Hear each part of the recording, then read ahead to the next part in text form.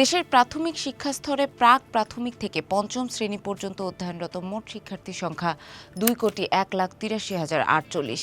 বিশ্বব্যাংকের মতে বর্তমানে বাংলাদেশে বিশ্বের অন্যতম বৃহৎ প্রাথমিক শিক্ষা ব্যবস্থা চালু রয়েছে।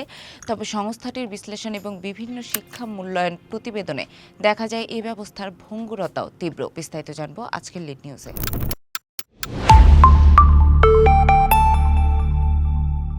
বিশ্বব্যাংকের learning enhancement and acceleration in primary education in Bangladesh শীর্ষক প্রোগ্রাম ইনফরমেশন ডকুমেন্ট প্রাথমিকের শিক্ষার্থীদের বাংলা, ইংরেজি ও গণিতে দক্ষতায় ঘাটতির চিত্র উঠে এসেছে। চলতি বছর প্রকাশিত এই প্রতিবেদনে বলা হয়েছে, বাংলাদেশ গত 2 দশকে প্রাথমিকের সর্বজনীন সুযোগ সৃষ্টি, শিক্ষা সমাপ্তির হার বৃদ্ধি এবং জেন্ডার সমতা অর্জনে ধারাবাহিক অগ্রগতি দেখিয়েছে। তবে প্রাথমিকের পরিধি বিস্তৃত হলেও শিক্ষার্থীদের শ্রেণী উপযোগী দক্ষতা নিশ্চিতে বড় ধরনের ঘাটতি আছে। শিক্ষাবিদরা বলছেন, এসব সমস্যা জীবনমুখী মৌলিক দক্ষতা বিকাশে বাধা দেয়, যা শিক্ষার্থীদের ভবিষ্যৎ শিক্ষাগ্রাহ্যতা ও কর্মসংস্থানের জন্য অত্যন্ত জরুরি। শিক্ষা সংস্কারের পরবর্তী ধাপের প্রস্তুতিতে পরিবর্তনশীল কর্মসংস্থান ও সমাজের চাহিদার সঙ্গে সামঞ্জস্য রেখে শিক্ষার্থীর জন্য সমতা ভিত্তিক ও গুণগত শিখন নিশ্চিত করার উপর জরুরি ভিত্তিতে মনোযোগ দেওয়া প্রয়োজন। প্রাথমিক শিক্ষা সংশ্লিষ্টরা বলছেন, শিখন ঘাটতির পেছনে করোনার প্রভাব, বারবার পাঠ্যক্রম পরিবর্তন, শিক্ষায় পর্যাপ্ত বাজেট ও পরিকল্পনার অভাব বড় ভূমিকা রেখেছে। বাংলাদেশ প্রাথমিক শিক্ষক সমিতির সাধারণ সম্পাদক মোস্তাফিজুর রহমান শাহীন বণিক বার্তাকে বলেন, করোনার সময় দেশের প্রাথমিক বিদ্যালয়গুলো প্রায় 2 বছর বন্ধ ছিল। ওই সময় শিক্ষার্থীদের মধ্যে একটি বড় ধরনের শিখন ঘাটতি হয়েছে। এই ঘাটতি কাটিয়ে উঠতে নানা ধরনের পরিকল্পনার কথা বলা হলেও সেগুলো খুব একটা কার্যকর হয়নি। এছাড়া শিক্ষার্থীদের মধ্যেও করোনা পরবর্তী সময়ে পড়ালেখার প্রতি উদাসীনতা, অমনোযোগিতা বেড়েছে। পাশাপাশি বর্তমানে শিক্ষকদের একটি বড় অংশ পেশাগত সুযোগ সুবিধা নিয়ে হতাশ। বেতন ভাতা ও সুযোগ সুবিধায় পিছিয়ে থাকায় মেধাবীরা এ পেশায় আসতে কম আগ্রহী হচ্ছেন। চলতি বছর জাতীয় প্রাথমিক শিক্ষা একাডেমি নেপ প্রকাশিত এক গবেষণা প্রতিবেদনে উঠে এসেছে, ডিজিটাল শিক্ষা ও 21 শতকের দক্ষতা প্রয়োগে অনেক পিছিয়ে রয়েছেন দেশের শিক্ষকরা। প্রায় 60% নিজেদের দক্ষ দাবি করেন, তবে বাস্তবে শ্রেণীকক্ষে তা দেখাতে পারছেন কেবল 1/4 শিক্ষক। এছাড়া প্রাথমিক শিক্ষা অধিদপ্তরের তথ্য অনুযায়ী বর্তমানে সারা দেশে প্রধান শিক্ষকের পদ রয়েছে 65,553টি, যার মধ্যে 27,734টি শূন্য।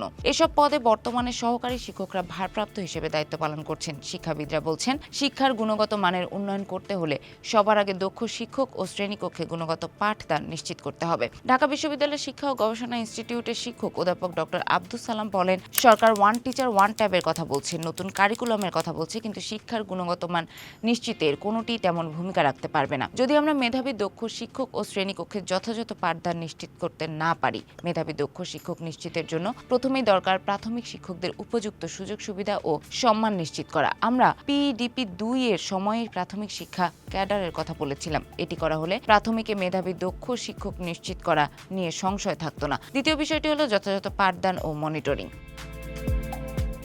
প্রাথমিকের শিক্ষার্থীদের শিখন ঘাটতির বিষয়টি উঠে এসেছে জাতীয় শিক্ষার্থী মূল্যায়ন প্রতিবেদনে। শিক্ষার্থীদের অর্জিত দক্ষতার স্তর নির্ণয়, 3য় ও 5ম শ্রেণীর শিক্ষার্থীদের বাংলা ও গাণিতিক দক্ষতার উপর নির্ভর করে 2 বছর পর পর প্রাথমিক শিক্ষা অধিদপ্তরের পরিবীক্ষণ ও মূল্যায়ন বিভাগ এই প্রতিবেদন তৈরি করে। সর্বশেষ 2022 সালে এই প্রতিবেদন তৈরি করা হয়। ওই প্রতিবেদনের তথ্য অনুযায়ী 2022 সালে 3য় শ্রেণীর শিক্ষার্থীদের মধ্যে 51% বাংলায় ও 39% গণিতে শ্রেণী বিবেচনায় কাঙ্ক্ষিত মাত্রায় দক্ষতা অর্জন করেছে। 5ম শ্রেণীর ক্ষেত্রে বাংলায় এ হার ছিল 50 ও গণিতে 30%। সাবেক তত্ত্বাবধায়ক সরকারের উপদেষ্টা ও গণসাক্ষরতা অভিযানের নির্বাহী পরিচালক রাশেদাকে চৌধুরী বণিক বার্তাকে বলেন, বিশ্ব ব্যাংকের প্রতিবেদন সহ বিভিন্ন সরকারি বেসরকারি গবেষণার ফলাফল একই বাস্তবতা তুলে ধরেছে। বাংলাদেশের শিক্ষার্থীদের শিখন দক্ষতায় বড় ধরনের ঘাটতি রয়েছে। মূলত করোনার ধাক্কা থেকে শিক্ষা ব্যবস্থা এখনো পুরোপুরি ঘুরে দাঁড়াতে পারেনি। এর সঙ্গে শিক্ষা ব্যবস্থাপনায় দীর্ঘদিনের নানা দুর্বলতা যুক্ত হয়, পরিস্থিতির কাঙ্ক্ষিত উন্নতি হচ্ছে না। পাশাপাশি গত 2 বছরে প্রাথমিক থেকে উচ্চশিক্ষা পর্যন্ত শিক্ষাঙ্গনে যে অস্থিরতা ও বিশৃঙ্খলা তৈরি হয়েছে, সেটিও এখন পুরোপুরি কাটেনি। প্রাথমিক শিক্ষায় এমনকি 1 দশকের আগের জাতীয় শিক্ষার্থী মূল্যায়ন প্রতিবেদনের সঙ্গে তুলনা করে দেখা গেছে, বিভিন্ন প্রকল্পের আওতায় বিপুল অর্থ ব্যয় করা হলেও এ সময় শ্রেণী অনুযায়ী দক্ষতা অর্জনকারী শিক্ষার্থীর হার কমেছে। 2011 সালের জাতীয় শিক্ষার্থী মূল্যায়ন প্রতিবেদনের তথ্য অনুযায়ী সেবার 3য় শ্রেণীর শিক্ষার্থীদের মধ্যে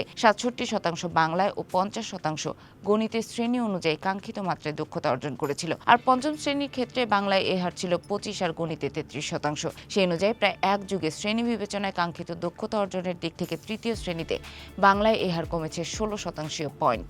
গণিতের ক্ষেত্রে পারফরমেন্সের অবনতির মাত্রা 11% পয়েন্ট। পঞ্চম শ্রেণীর ক্ষেত্রে বাংলায় পারফরমেন্সে উন্নতি হলেও গণিতে অবনতির মাত্রা 6% পয়েন্ট।